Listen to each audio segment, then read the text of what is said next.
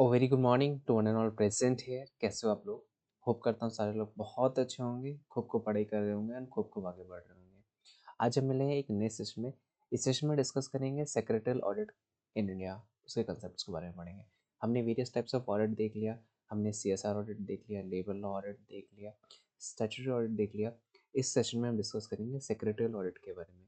Regulatory provision के बारे में अगर मैं बात करूँ तो कंपनीज एक्ट 2013 में कंपनीज एक्ट 2013 में चैप्टर नंबर 13 है आपका, जो डील करता है सेक्शन 196 से लेकर सेक्शन 205 तक। इसमें section 204 stipulate the provision of secretarial audit के बारे में बात करता है।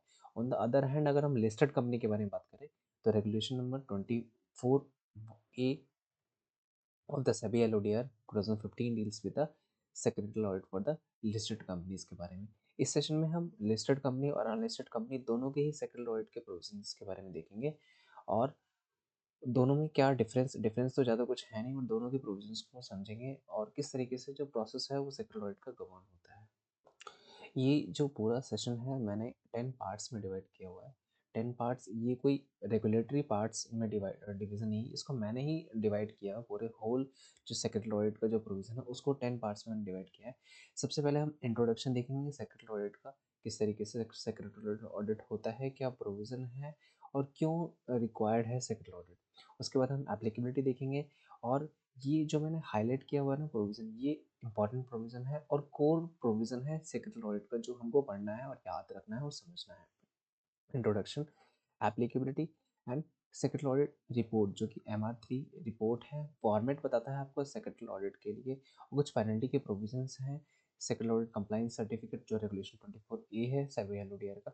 ये जो मैंने हाईलाइट किया हुआ है, 5 जो पार्ट मैंने हाईलाइट किया हुआ है, ये कोर पार्ट है, आपको याद भी करना है और समझना भी है। बाकी जो प्रोविजन है ना, objective purpose of secretarial audit, scope of secretarial audit, qualification of auditor, disqualification of auditor, secretarial audit process किस तरीके से होगा, and different types of companies के लिए सेक्रेटरी ऑडिट के क्या क्या लॉज एप्लीकेबल है। डिफरेंट टाइप्स ऑफ कंपनीज के लिए जो डिफरेंट इंडस्ट्रीज में वर्क कर रही है, उनके लिए different different laws and rules regulations applicable होते हैं।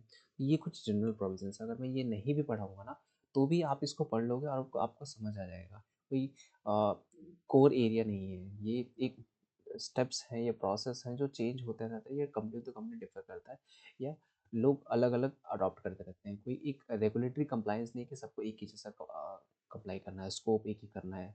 ठीक है, तो ये मैं जो यहाँ पे मेन कोर एरिया जो पढ़ाने आया हूँ वो अभी मॉड्यूल 1, 2, 7, 9, 10 जो मेन है, इसको हम पहले पूरा अच्छे से पढ़ेंगे। उसके बाद हम बाकी रेगुलेटरी कंप्लायंस को देखेंगे। ठीक है, तो स्टार्ट करते हैं सेक्रेटरी ऑडिट इंट्रोडक्शन से। इंट्रोडक्शन में यहाँ पे एक लाइन लिखी हुई है, सेक्रेटरी ऑडिट है क्या? Secretary audit is a systematic and independent verification. Audit का मतलब क्या होता है? ऑडिट का मतलब होता है कि examination of documents, examination by the independent person. Examination का मतलब होता है डिटेल्ड चेक, किसी भी चीज़ को बहुत अच्छे से चेक करना, डिटेल में चेक करना, उसी को बोलते हैं एग्जामिनेशन। तो ऑडिट का मतलब होता है examination by independent person. Independent person मतलब ऐसा कोई भी पर्सन जो कंपनी से एसोसिएटेड नहीं है। सपोज मैं किसी कंपनी में जाता हूँ सेक्रेटरी ऑडिट करने के लिए, तो मैं उस कंपनी से किसी भी तरीके से एसोसिएटेड नहीं होना चाहिए। कोई भी मेरा फाइनेंशियल इंटरेस्ट नहीं होना चाहिए, मॉनेटरी इंटरेस्ट नहीं होना चाहिए, इंडिविजुअल ऐसा कोई इंटरेस्ट नहीं होना चाहिए। कंपनी का इंटरनल पर्सन ही कंपनी का सेक्रेटरी ऑडिट नहीं कर सकता। क्यों नहीं कर सकता? क्योंकि वो इंडिपेंडेंट नहीं है, कंपनी से डिपेंडेंट है। वो कंपनी में अगर कोई डिस्क्रिपेंसीज फाउंड भी करता है तो वो रिपोर्ट नहीं कर पाएगा। उसको डर रहेगा कि अगर मैंने रिपोर्ट कर दिया तो मुझे नौकरी से निकाल नहीं दिया जाए। तो सेक्रेटरी ऑडिट करने वाला पर्सन जो होगा वो इंडिपेंडेंट प्रोफेशनल होगा। तो पहले एक ना पूरा एक पढ़ लेते हैं। Secretary audit defined as a systematic and independent verification of records, books, paper, document by a practising company secretary. यहाँ पे प्रैक्टिसिंग कंपनी सेक्रेटरी लिखा हुआ है। मैंने पहले भी बताया, chapter number 13 of the companies act 2013 जो डील करता है सेक्शन 196 से लेकर सेक्शन 205, सेक्शन 205 में सेक्शन 204 डील करता है सेक्रेटरियल ऑडिट के बारे में।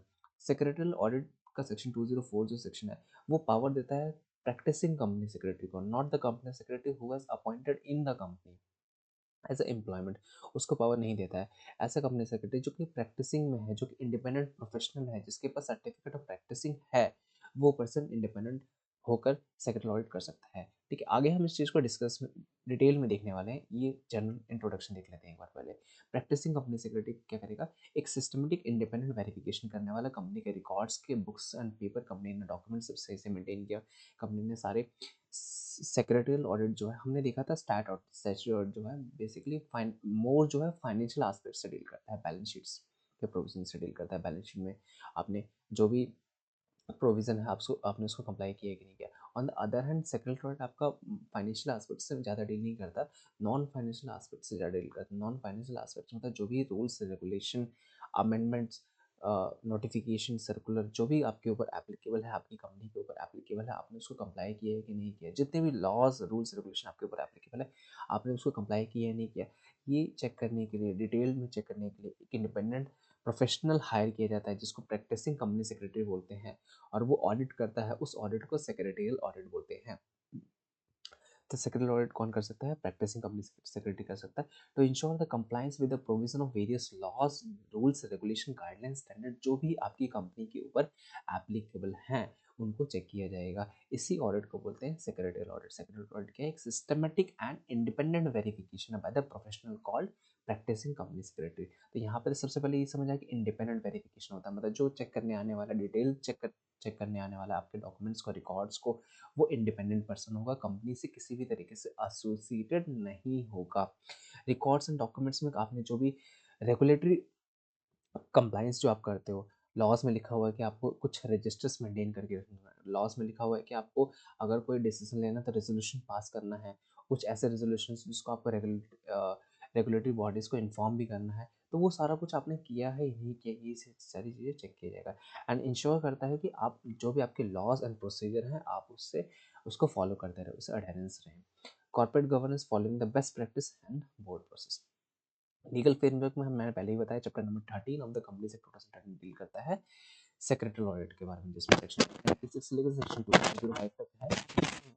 204 डील करता है सेक्रेटरी। सेक्शन 204 में टोटल 4 सबसेक्शन है। सेक्शन 204 में टोटल 4 सबसेक्शन। सेक्शन फर्स्ट बात करता है एप्लीकेबिलिटी के बारे में कि किस किस कंपनी के ऊपर सेक्रेटरी ऑडिट एप्लीकेबल है। सबसेक्शन 2 बात करता है ड्यूटी के बारे में, कंपनी की क्या क्या ड्यूटीज हैं सेक्रेटरी ऑडिट में। सबसेक्शन 3 बात करता है बोर्ड ऑफ डायरेक्टर्स रिस्पॉन्सिबिलिटीज़ के बारे में। सबसेक्शन 4 बात करता है, 204 का सबसेक्शन 4 बात करता है पेनल्टीज़ के बारे में। टोटल 4 सबसेक्शन है 204 में। 204 में टोटल 4 सबसेक्शन है। फर्स्ट बात करता है एप्लीकेबिलिटी, सेकंड बात करता है ड्यूटी ऑफ द कंपनी कि ऑडिटर अगर ऑडिट करने आया है आपकी कंपनी में तो आपकी क्या-क्या ड्यूटीज़ बनती है टुवर्ड द ऑडिटर, कि आप सारे जो भी असिस्टेंस रिक्वायर्ड है उसको ऑडिट करने के लिए, डॉक्यूमेंट्स जो उसको चाहिए आप दोगे, रेज़ोल्यूशन उसको चाहिए आप दोगे, जो भी इन्फॉर्मेशन उसको चाहिए आप दोगे, कंपनी की ड्यूटी बनती है।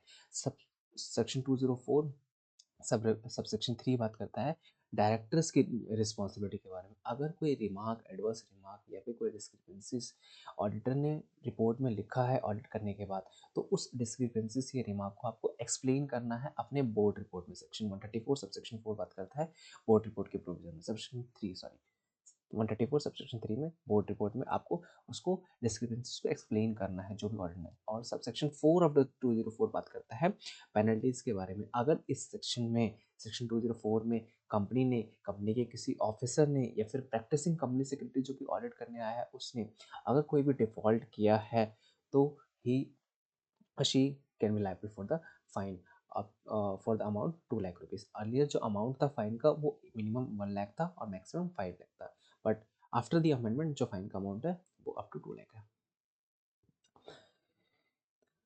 सेक्शन 204 देख लेते हैं एक बार। सबसेक्शन 1, एवरी लिस्टेड कंपनी, कोई भी ऐसी लिस्टेड कंपनी या फिर कंपनी जो कि पहले ना एक ना हिस्ट्री समझ लेते। सेक्शन 204 कब आया? कंपनीज एक्ट 2013 में सेक्शन 204 आया, but before the enactment of companies act 2013 secretarial audit का प्रोविजन नहीं था मतलब वॉलंटरली कुछ लोग अडॉप्ट करते थे for the better practice for the corporate governance.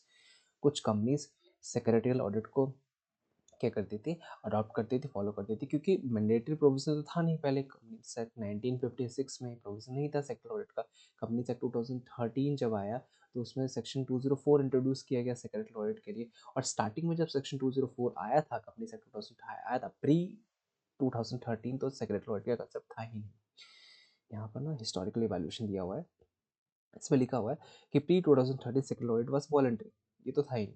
उसके बाद सेक्शन 2013 जब इंट्रोड्यूस हुआ, सेक्शन 204 इंट्रोड्यूस हुआ, तो स्टार्टिंग में सेक्शन 204 में ये लिखा गया था कि जो सेक्शन 204 है वो लिस्टेड कंपनीज के लिए एप्लीकेबल है और मेजर बिग कंपनीज के लिए एप्लीकेबल है। स्टार्टिंग में जो प्रोविजन था, सेक्शन 204 बात करता है कि लिस्टेड कंपनी, सेक्शन 204 का सबसेक्शन 1 बात करता है कि एवरी लिस्टेड कंपनी और company belonging to other class of companies as may be prescribed. इस प्रिस्क्राइब्ड कंपनी में पहले लिस्टेड कंपनी तो सेक्शन में लिखा ही हुआ सबसेक्शन 1 में, प्रिस्क्राइब्ड कंपनी में पब्लिक कंपनी प्रिस्क्राइब थी जिसका capital 50 crore and turnover 250 crore, इतना ही था।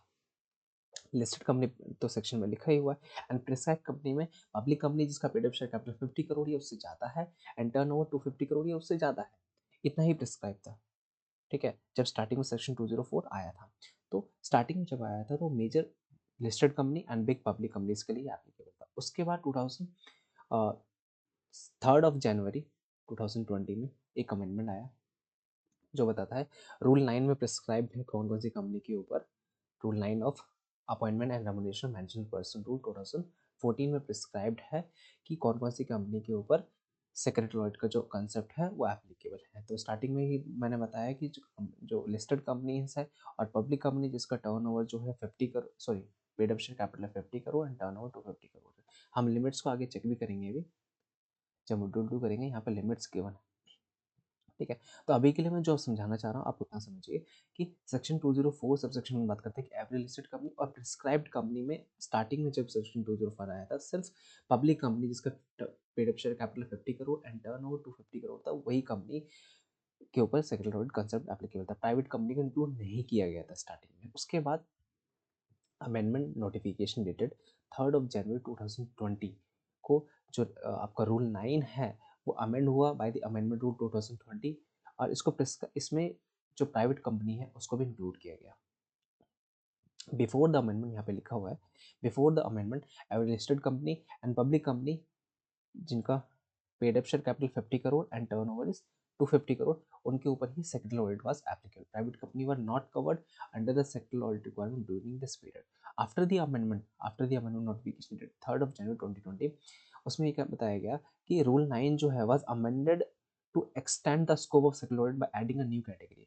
आप अगर रूल 9 देखेंगे ना तो रूल 9 में आपको clause A, clause B and clause C भी मिलेगा। अब पहले क्या था, क्लॉज ए था public company paid up share capital 50 crore, public company turnover 250 crore. अब क्लॉज सी भी है कि एवरी कंपनी, कोई भी कंपनी जिनका लोन या फिर बोरोविंग बैंक से या फिर फाइनेंशियल इंस्टीट्यूशन से 100 करोड़ या फिर उससे ज़्यादा है तो उस कंपनी के ऊपर भी सेक्रेटरी ऑडिट का जो कंसेप्ट है वो एप्लीकेबल हो जाता है। ये जो थर्ड वाला क्लॉज सी जो ऐड हुआ है वो 3 जनवरी 2020 से ऐड हुआ है, उससे पहले ये नहीं था। ठीक है, और इसी नोटिफिकेशन के थ्रू एक प्रोविजन और ऐड हुआ, रूल 8A भी अमेंड हुआ जो बताता है कि एवरी प्राइवेट कंपनी जिसका paid up share capital 10 crore और मोर है उसको कंपनी सेक्रेटरी अपॉइंट करना, whole time company secretary company में अपॉइंट करना रिक्वायर्ड है। पहले जो लिमिट 5 करोड़ थी वो इसी नोटिफिकेशन के थ्रू 3 जनवरी 2020 के थ्रू जो लिमिट है वो 10 करोड़ पेड कैपिटल की जो लिमिट है 5 करोड़ से 10 करोड़ कर दी गई है। ठीक है, तो ये तो था बेसिक बैकग्राउंड। अगर हम बात करें, इंट्रोडक्शन बात करें पूरा सेक्रेटरी ऑडिट के बारे में। ठीक है, सबसेक्शन 1 देख ले, एक बार फिर से देख ले। सबसेक्शन 1 बात करते हैं कि एवरी लिस्टेड कंपनी, एक कंपनी जो कि प्रिस्क्राइब्ड है, रूल 9 में प्रिस्क्राइब्ड है, अब तो प्राइवेट कंपनी को भी इंक्लूड कर दिया गया। तो अगर आफ्टर द अमेंडमेंट जो रूल 9 की जो डेफिनेशन है वो बात करता है कि पब्लिक कंपनी जिसका paid up capital 50 crore, public company जिसका टर्नओवर 250 करोड़ और एवरी कंपनी, इसमें पब्लिक कंपनी प्राइवेट कंपनी सबको इंक्लूड कर दिया गया। एवरी कंपनी जिसका लोन और बोरोविंग बैंक से या फिर फाइनेंशियल इंस्टीट्यूशन से 100 करोड़ या उससे ज़्यादा है उसको भी सेक्रेटरी ऑडिट करवाना रिक्वायर्ड है। इतना समझ आ गया। सबसेक्शन 2 बात करता है, हमने देखा था ड्यूटी ऑफ द कंपनी। जब ऑडिटर ऑडिट करने कंपनी में आएगा तो कंपनी की ड्यूटी बनती है उसको जो भी असिस्टेंस चाहिए, डॉक्यूमेंट्स चाहिए, जो भी फैसिलिटीज चाहिए ऑडिट के लिए वो कंपनी प्रोवाइड करे। If it is shall be duty of the company to give all the assistance and facilities to the company secretary in practice for the auditing the secretarial and related record of the company. Subsection 2 देख लिया। Subsection 3 में देख लिया कि board of director की duty बनती है कि अगर कोई क्वालिफिकेशन, ऑब्जर्वेशन या अदर रिमार्क्स सेक्रेटरी ऑडिट ने रिपोर्ट में लिखा है तो आपको अपनी बोर्ड रिपोर्ट में, जो कि सेक्शन 134 सबसेक्शन 3 बात करता है बोर्ड रिपोर्ट के बारे में, उसमें आपको सॉरी एक्सप्लेन करना है। नेक्स्ट सेक्शन 204 सबसेक्शन 4 बात करती है अगर कोई कंपनी ऑफिसर इन डिफॉल्ट या प्रैक्टिसिंग कंपनी सेक्रेटरी डिफॉल्ट करते हैं सेक्शन 204 का, तो shall be punishable with the fine liable to penalty for the 2 lakh rupees. यहाँ पे जो प्रोविजन था पहले मिनिमम 1 लाख का था और मैक्सिमम 5 लाख का था, इसको रिमूव करके 2 लाख की पेनल्टी लगा दी है।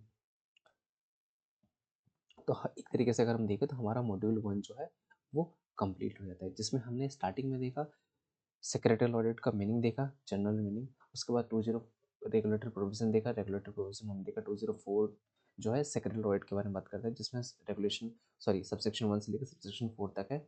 सबसेक्शन 1 बात करता है एप्लीकेबिलिटी, सबसेक्शन 2 बात करता है ड्यूटी है कंपनी की, सबसेक्शन 3 बात करता है रिस्पॉन्सिबिलिटी है डायरेक्टरी की, सबसेक्शन 4 बात करता है पेनल्टी के बारे में।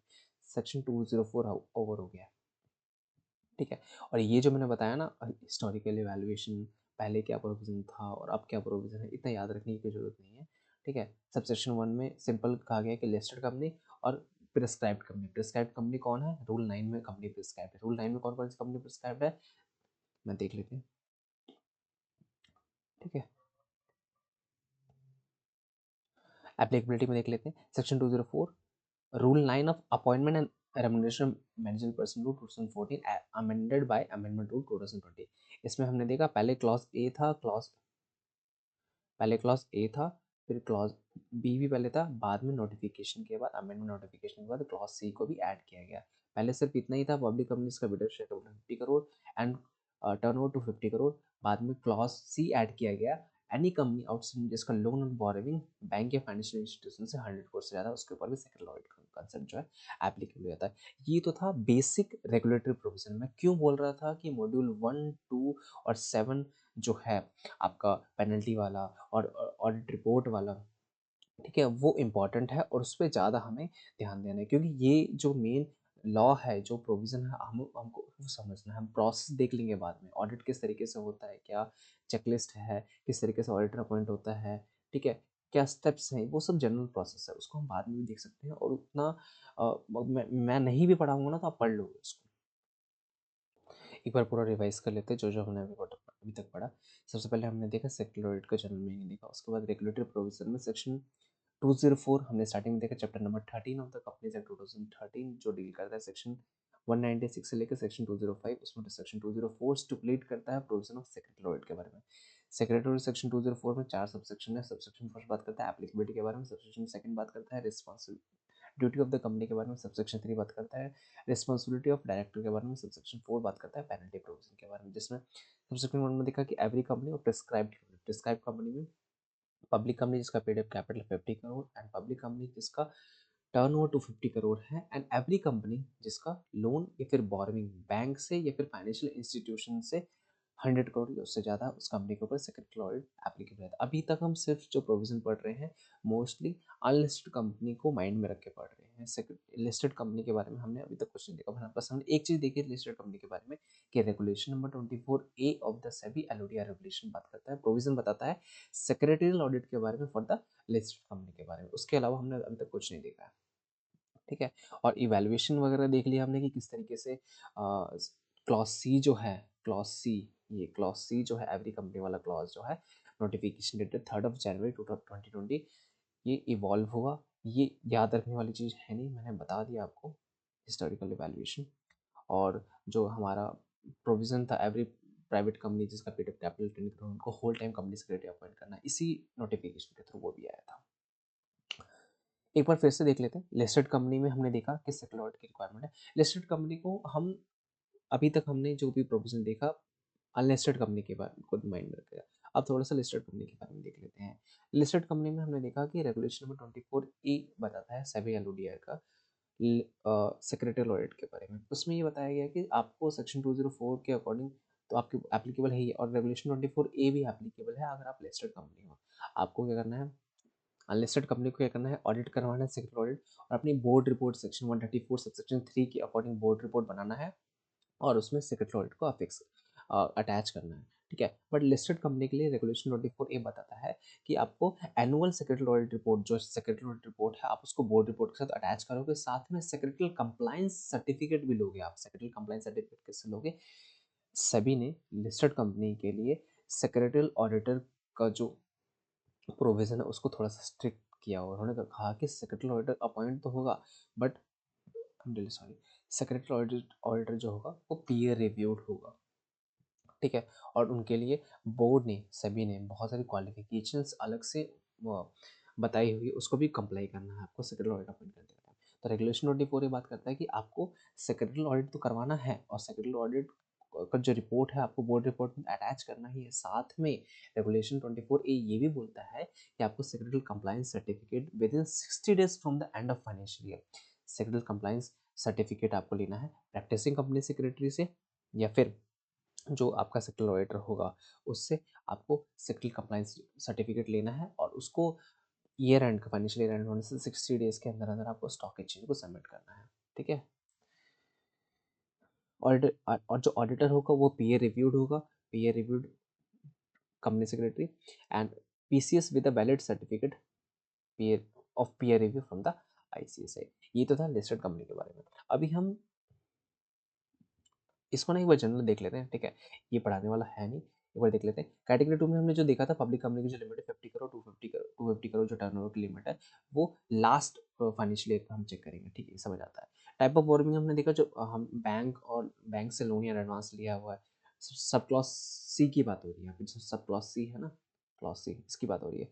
जब हम लोन का प्रोविजन चेक करेंगे तो उसमें जो भी बैंक से लोन लिया हुआ है, बॉन्ड्स डिबेंचर इशू किया हुआ फाइनेंशियल इंस्टीट्यूशन से, उसके बदले में हमने अगर कोई लोन लिया हुआ है तो उसको भी कंसिडर करेंगे, ठीक है।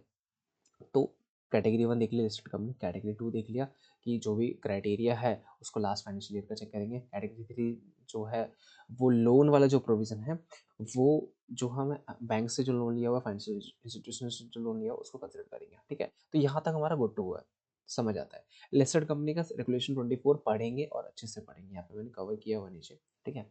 रेगुलेशन 24 रेगुलेशन 24 ए को मैंने कवर किया हुआ है। उससे पहले ना एक छोटा सा प्रोविजन है, बहुत माइनर का प्रोविजन है, इसको मोस्ट ऑफ द टाइम हम मिस कर देते हैं, या फिर याद रहता है बट इसको हम इग्नोर करके पढ़ते हैं। देख लेते हैं एक बार। अगर हम पब्लिक कंपनी की डेफिनेशन बात करें, यहाँ पे लिखा हुआ है कि पब्लिक कंपनी जिसका paid up share capital 50 crore और टर्नओवर 250 करोड़ है, उस कंपनी के ऊपर सेक्रेटरियल ऑडिट का कंसेप्ट जो है एप्लीकेबल हो जाता है, समझ आता है। पब्लिक कंपनी की डेफिनेशन क्या है? सेक्शन 2 सबसेक्शन 71 में डील्स करता है पब्लिक कंपनी के डेफिनेशन के बारे में। पब्लिक कंपनी के डेफिनेशन में सिंपल लिखा हुआ है कि public company means a company which is not a private company. Section 2 subsection 71 का क्लॉज ए बात करता है कि पब्लिक कंपनी में से company which is not a private company, खत्म हो गई डेफिनेशन।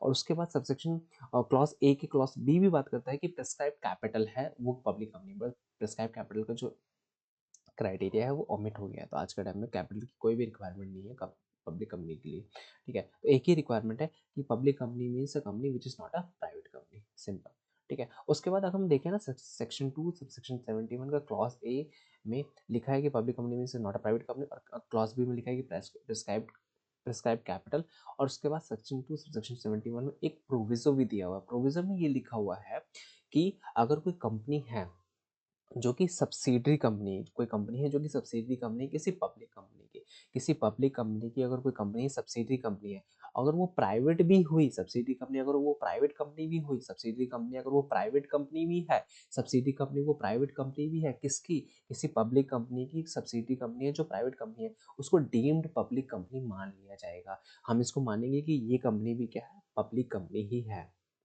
ठीक है। इवन इफ इसका जो रजिस्ट्रेशन है as a private limited company registered registration हुआ है, बट इस हम इसको डीम्ड पब्लिक कंपनी मान लेंगे। तो सेक्शन 2 सबसेक्शन 71 का क्लॉज ए क्लॉज बी के नीचे प्रोविजन लिखा हुआ है। प्रोविजन में लिखा हुआ है कि अगर कोई प्राइवेट कंपनी है और वो सब्सिडरी है, कोई भी कंपनी है जो कि सब्सिडरी है, कोई भी कंपनी है जो कि सब्सिडरी है किसी पब्लिक कंपनी की सब्सिडरी है, पब्लिक कंपनी क्या है, उसके लिए होल्डिंग कंपनी है, तो वो कंपनी जो छोटी कंपनी है, प्राइवेट कंपनी है, उसको डीम्ड पब्लिक कंपनी मान लेंगे, ठीक है। अगर वो डीम्ड पब्लिक कंपनी प्रिस्क्राइब जो लिमिट है आपकी पब्लिक कंपनी की पेड अप शेयर कैपिटल की 50 करोड़ टर्नओवर 250 करोड़ को कंप्लाई करता है, तो उस कंपनी के ऊपर सेक्रेटरी ऑडिट एप्लीकेबल हो जाएगा, ठीक है। सेक्शन 2 सब सेक्शन 71 बात करता है प्रोविजन, कोई भी ऐसी कंपनी जो कि सब्सिडरी है किसी पब्लिक कंपनी की, अगर वो प्राइवेट कंपनी ही एज ए इनकॉर्पोरेटेड है तो उस कंपनी को डीम्ड पब्लिक कंपनी मान लिया जाएगा। और फिर हम डीम्ड पब्लिक कंपनी मानने के बाद उसकी थ्रेशोल्ड लिमिट चेक करेंगे कि पब्लिक कंपनी वाली कि paid up share capital 50 crore है और टर्नओवर 250 करोड़ या उससे ज़्यादा है, तो हम क्या कर लेंगे, इन दोनों में से एक लिमिट चेक करनी है, दोनों लिमिट चेक नहीं करनी है। ठीक, पब्लिक कैपिटल की लिमिट या फिर टर्नओवर की लिमिट, दोनों में से एक लिमिट चेक करनी है। ठीक है, अगर कंप्लाई करता है, सॉरी, तो उसके ऊपर सेक्रेटरियल ऑडिट जो है एप्लीकेबल हो जाएगा। Section 2 subsection 71 of the companies act, a private company which is subsidiary of public company is deemed to be a public company for the certain purpose. Therefore, if it meets the financial threshold, यहाँ पे example भी लिखा हुआ है, suppose XYZ private limited, XYZ private limited एक company private limited है, यहाँ public limited company नहीं है। ठीक है, जो कि 100% सब्सिडी है किसी लिस्टेड कंपनी की। ठीक है, किसी लिस्टेड पब्लिक कंपनी की 100% सब्सिडी है और उसका 60 करोड़ कैपिटल है। तो पेड अप शेयर कैपिटल हमने देखा था कि 50 करोड़ होना चाहिए आपको सेक्रेटरी ऑडिट के लिए, बट वो पब्लिक कंपनी होना चाहिए, बट वो पब्लिक कंपनी नहीं है, वो XYZ private private limited company है। बट हमने देखा कि अगर कोई सब्सिडरी है किसी पब्लिक कंपनी की तो वो डीम्ड पब्लिक मान लिया जाएगा। तो हम इसको प्राइवेट लिमिटेड ना ट्रीट करके सिर्फ लिमिटेड ट्रीट करेंगे, पब्लिक कंपनी ट्रीट करेंगे। और paid up share capital 60 crore है इसका, तो ये मैंडेटरी हो जाएगा इसके लिए प्रोविजन सेक्रेटरियल ऑडिट का। ठीक है, तो ये अभी तक हम सिर्फ अगर देखा ना तो इंट्रोडक्शन ही देख रहे हैं सेक्रेटरियल ऑडिट का, कि किस तरीके से सेक्रेटरियल ऑडिट किस किस कंपनीज के ऊपर एप्लीकेबल होता है, किस कंपनीज के ऊपर एप्लीकेबल नहीं होता है सेक्रेटरियल ऑडिट। ठीक है, chapter 13 of the companies act 2013 जो डील करता है सेक्शन 196 से लेकर सेक्शन 205 तक, जिसमें 204 बात करता है सेक्रेटरियल ऑडिट के बारे में। 204 में हमने देखा 4 सेक्शन, सबसेक्शन 1 बात करता है एप्लीकेबिलिटी के बारे में, सबसेक्शन 2 बात करता है रिस्पॉन्सिबिलिटी के बारे में, सॉरी ड्यूटी के बारे में, कंपनी की क्या ड्यूटी है। सबसेक्शन 3 बात करता है रिस्पॉन्सिबिलिटी ऑफ डायरेक्टर के बारे में। सबसेक्शन 4 बात करता है पेनल्टी के बारे में। उसके बाद हमने सेक्शन देख लिया, उसके बाद पब्लिक कंपनी देख लिया, डीम्ड पब्लिक कंपनी देख लिया, रेगुलेशन देख लिया 24A ऑफ लिस्टेड कंपनी के लिए। आपको मिक्स नहीं करना है, लिस्टेड कंपनी का provision regulation 24A of SEBI LODR, SEBI listing obligation of disclosure requirement. ठीक है, और अनलिस्टेड कंपनी के लिए सेक्शन कंपनी सेट तो है ही। ठीक है, कुछ ऐसी कंपनी जिसके ऊपर सेक्रेटरी ऑडिट रिक्वायर्ड नहीं होता है। सेक्शन 8 कंपनी अगर कोई है, कोई प्राइवेट कंपनी जो थ्रेशोल्ड को मीट नहीं करती है, या फिर कोई स्मॉल प्राइवेट कंपनी है जो थ्रेशोल्ड को मीट नहीं करती, या फिर कोई प्राइवेट कंपनी जिसका लोन ये बोरिंग जो है बट वो बैंक से नहीं है। ठीक है, हमने देखा बैंक या फाइनेंशियल इंस्टीट्यूशन से होना चाहिए। पर्सनल लोन ही बोरिंग है तो उसके ऊपर भी सेक्रेटरी ऑडिट कम एप्लीकेबल नहीं होता, बट वॉलेंटरी कर सकते हैं वो लोग, नहीं करते हैं लोग, बहुत कम लोग करते हैं, नहीं में। ठीक है, तो यहाँ तक जो भी प्रोविजन हमने पढ़ा अनलिस्टेड कंपनी के लिए था, मेनली अनलिस्टेड कंपनी के लिए था।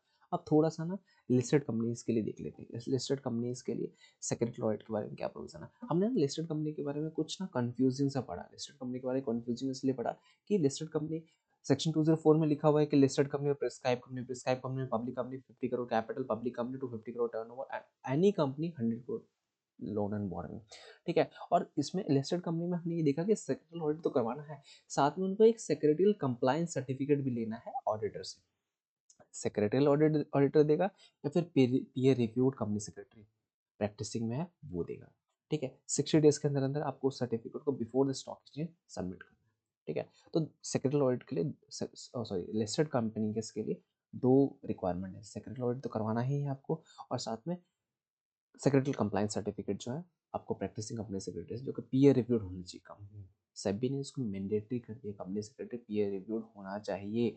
ICSI की जो पीयर रिव्यूड की जो बॉडी है, ठीक है, वो कम TCS को क्या करती है, पीयर रिव्यूड सर्टिफिकेट प्रोवाइड करती है उनके क्वालिफिकेशन के बेसिस पे, उनके एक्सपीरियंस के बेसिस पे, उनकी सर्विसेज के बेसिस पे, क्वालिटी ऑफ सर्विसेज के बेसिस पे उनको पीयर रिव्यूड सर्टिफिकेट प्रोवाइड किया जाता है। ठीक है, पीयर रिव्यूड का जो प्रोसेस है ना, एक अलग लेक्चर बन सकता है उसके ऊपर, मैं अगर टाइम मिलेगा तो मैं पीयर रिव्यूड के ऊपर पूरा लेके आऊंगा बिल्कुल।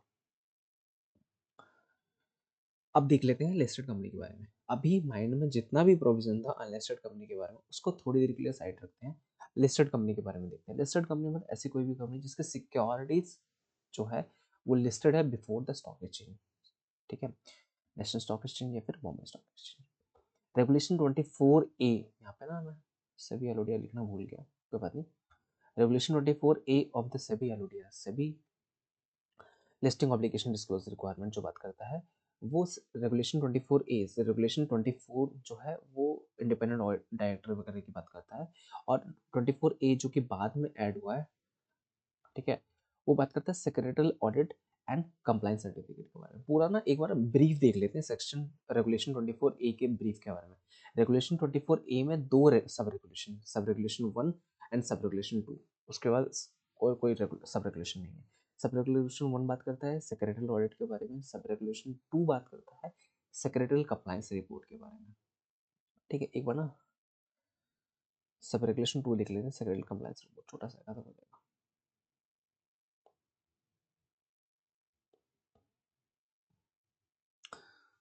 हाँ, regulation 24A of sub regulation 2 देख लेते हैं, सेक्रेटरी कंप्लायंस रिपोर्ट। इसमें बताया कि एवरी लिस्टेड कंपनी को क्या करना है, सेक्रेटरी कंप्लायंस रिपोर्ट या सेक्रेटरी कंप्लायंस सर्टिफिकेट आपको स्टॉक एक्सचेंज को सबमिट करना था with in 60 days from the end of financial. आपका फाइनेंशियल एंड होता है, उसके फाइनेंशियल एंड होने के 60 डेज के अंदर अंदर सेक्रेटरी कंप्लायंस सर्टिफिकेट आपको अपने प्रैक्टिसिंग कंपनी सेक्रेटरी से, जो कि पीयर रिव्यूड होना चाहिए, उससे सेक्रेटरी कंप्लायंस सर्टिफिकेट लेना है और before the stock exchange 60 days के अंदर अंदर सबमिट करना है।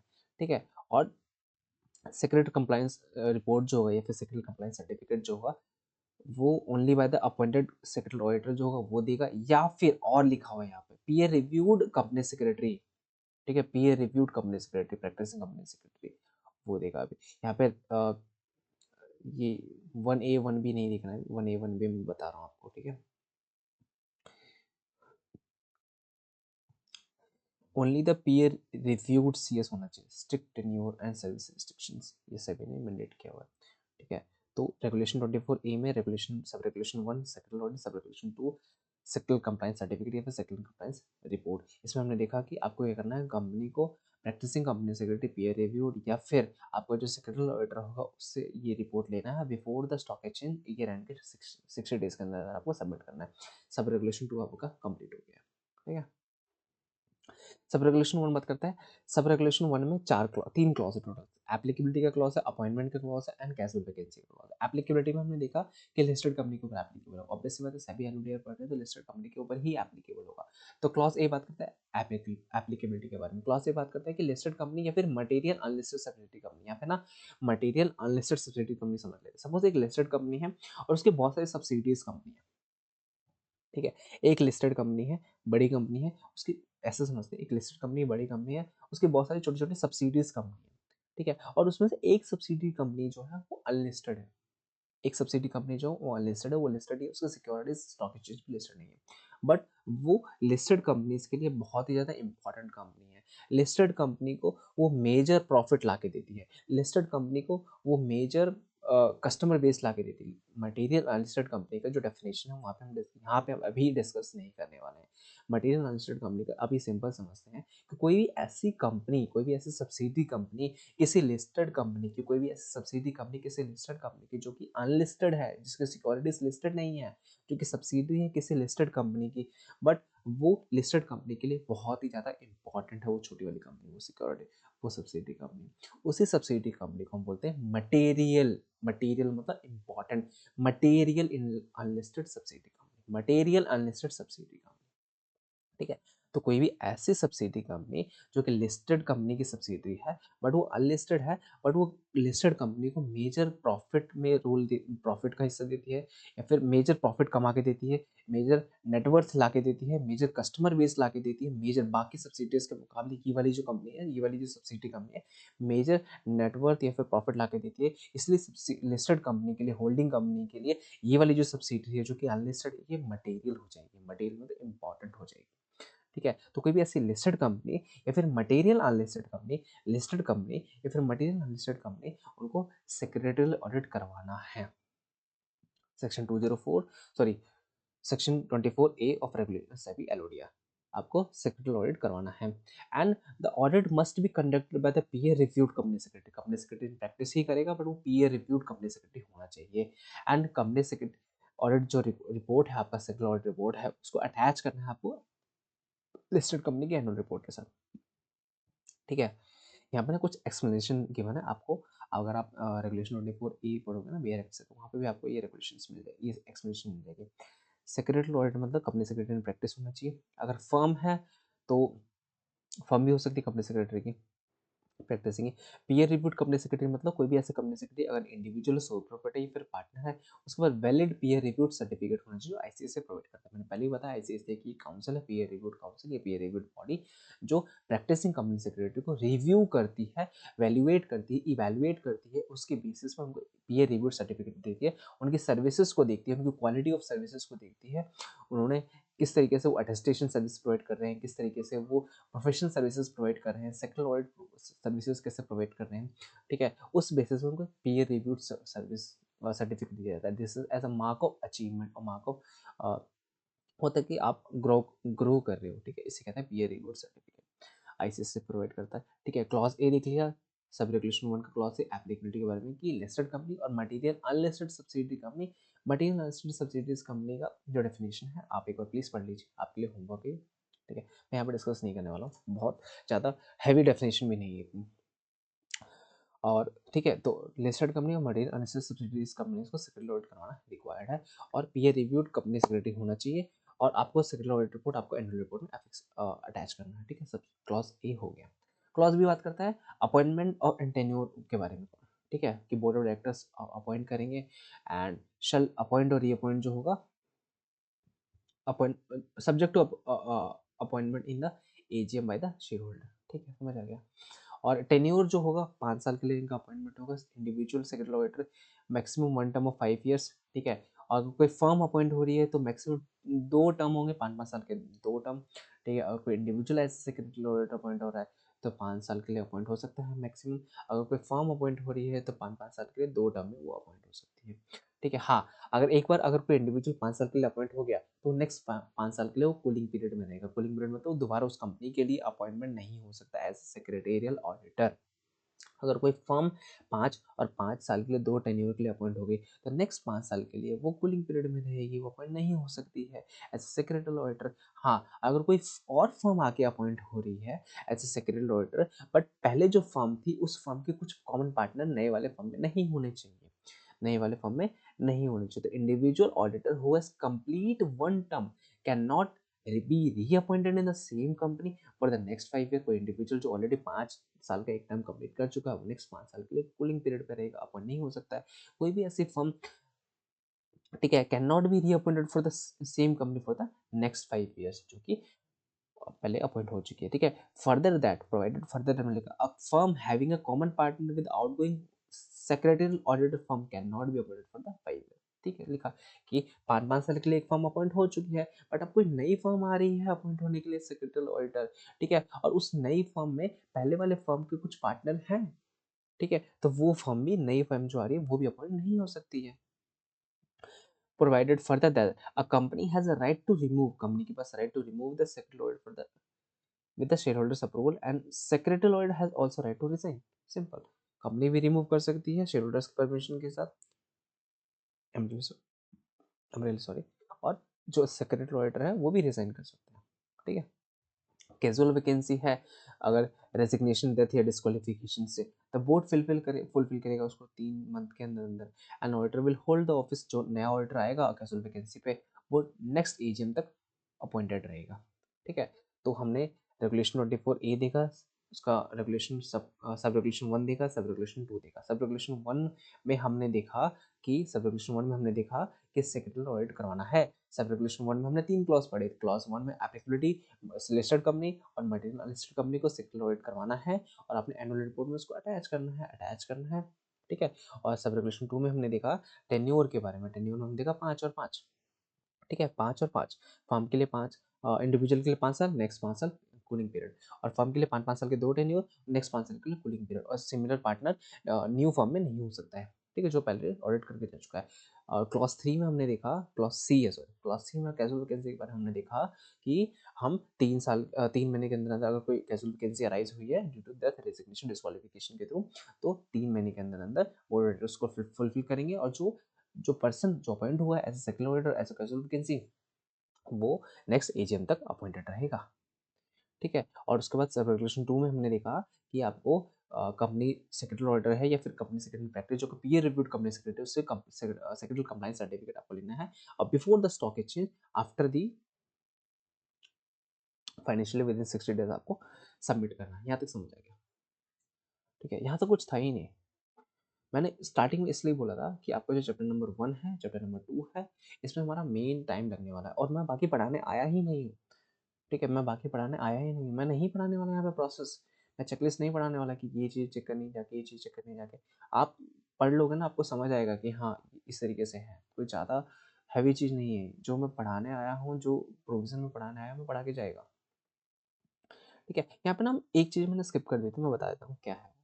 ठीक है, यहाँ पे बाद में अमेंडमेंट के बाद रेगुलेशन 24A में अमेंडमेंट के बाद रेगुलेशन 1 आया था। रेगुलेशन 1 के बाद 1A और 1B और 1C भी आया।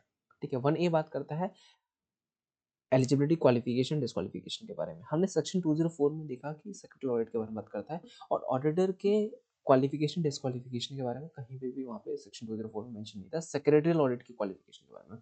बट कंपनी एक्ट 2013 में अगर आप देखोगे ना, सेक्शन 139, 140, 141, 142, 143, ये सब प्रोविजन बात करता है स्टैट्यूटरी ऑडिटर के अपॉइंटमेंट, रीअपॉइंटमेंट, क्वालिफिकेशन, डिस्क्वालिफिकेशंस के बारे में। ठीक है, रेस्पेक्टिवली। तो सेक्रेटरी ऑडिट के बारे में वहाँ पे डीलिंग करता है। बट प्रोविजन जो है सेक्शन 139 से 142 एंड 144 जो है वो सेक्रेटरी ऑडिट के ऊपर एप्लीकेबल नहीं होता। स्टैट्यूटरी ऑडिट का जो प्रोविजन है वो सेक्रेटरी ऑडिट को एप्लीकेबल नहीं होता because of this legally possible to consultant of lawyer. But as a matter of the good governance, as a matter of good governance और इट इज डिजायरेबल कि जो एलिजिबिलिटी का जो प्रोविजन है या डिस्क्वालिफिकेशन का जो प्रोविजन है स्टैट्यूटरी ऑडिटर का, वो सेम जो है सेक्रेटरी ऑडिटर में भी एप्लीकेबल हो जाएगा। ठीक है, तो वही लिखे हुए it is desirable that the eligibility and disqualification principle mentioned under section 141 of the companies act 2013 applicable to statutory auditor should be followed while appointing the secretary auditor। Section 10141 जो है एलिजिबिलिटी एंड डिस्क्वालिफिकेशन का जो provision है, जब हम stat audit appoint करते हैं, statutory audit appoint करते हैं, सेक्शन 141 देखते हैं कि वो डिस्क्वालीफाई तो नहीं है। तो जब हम सेक्रेटरी ऑडिट अपॉइंट करेंगे 204 में, उस टाइम पे 141 देखेंगे।